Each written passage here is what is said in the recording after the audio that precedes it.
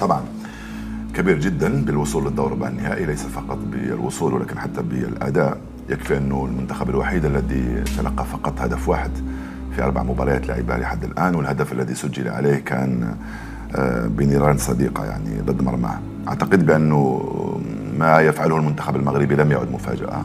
قبل المونديال لو قلت لي المنتخب المغربي يوصل للدور ربع النهائي نقول لك لا، لكن بعد ما شفنا المباريات لحد الآن أعتقد بأنه تأهل مستحق. أعتقد بأنه الثمانية الكبار في هذا المونديال وصلوا للدور الثماني النهائي. لم تحدث مفاجآت كبيرة جدا ممكن ما عدا بلجيكا، ولكن لما تشوف مردودها وألمانيا في هذا وألمانيا، نعم بلجيكا وألمانيا، لكن لما تعود إلى المردود كان تعيس جدا بالنسبة للمنتخبين، فخرج من المونديال بشكل عادي جدا. مبروك للمغاربة وللجماهير المغربية على هذا التأهل للدور ربع النهائي.